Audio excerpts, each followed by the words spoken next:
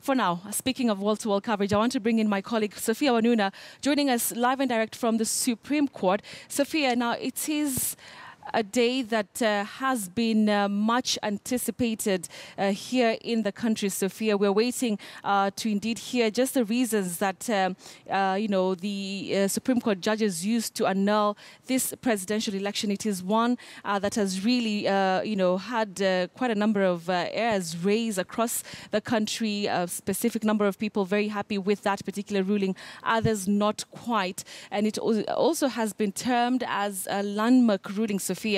So what really are we expecting today? What must the Supreme Court deliver? And so that even as we head on to this next presidential election, everybody is at peace that indeed the election was annulled because of some solid reasons.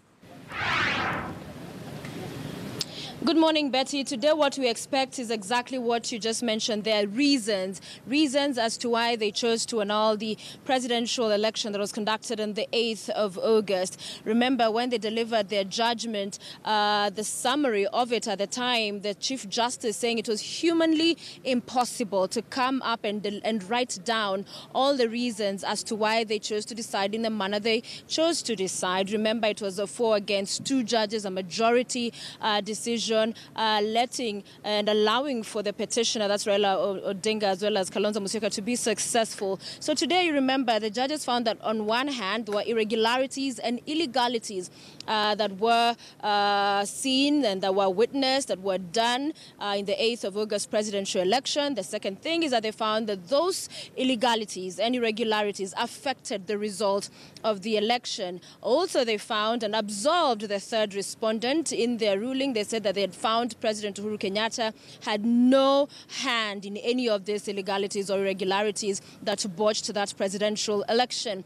And on the fourth direction of the court, their orders was that a fresh election in accordance with the Constitution for the presidency be conducted within 60 days. For now, that date stands at the 17th of August, of October, I beg your pardon. So today what we will be hearing from the judges is the reasons as to why, what got them to arrive at that decision. We understand it will be at least 4 hours of judges reading out their reasons this morning, perhaps, of course, going into the afternoon. The judges will be present from 10. We understand they're already in the court, in their chambers, and they have been putting their heads together. Remember that dissenting judges are 2. That's Ojwang alongside Ndongo. So we'll get to hear more of why they chose to dissent from the other 4 judges, while the 4 judges will say why they annulled the results. And this is important.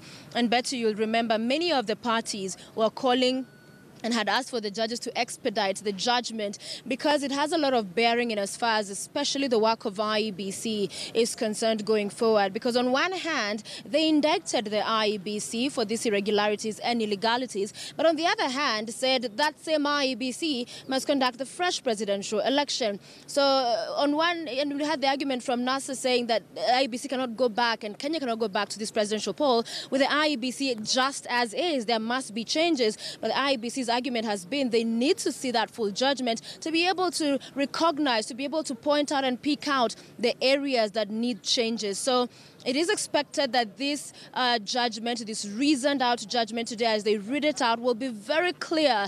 And as far as those areas they saw had issues, so that then the parties concerned and involved can then look at that, evaluate, and of course be able to make relevant changes before that election date arrives. That's the 17th of October, which is now under a month, just a few weeks coming. But Betty, also quickly to mention around the Supreme Court, let me just give you a feel around today. Back, those barricades are back. We have the police officers there with their tracks and that barricade on all the roads that are leading to the Supreme Court. So this is City Way. You have Wabera on the other side, another barricade there as well.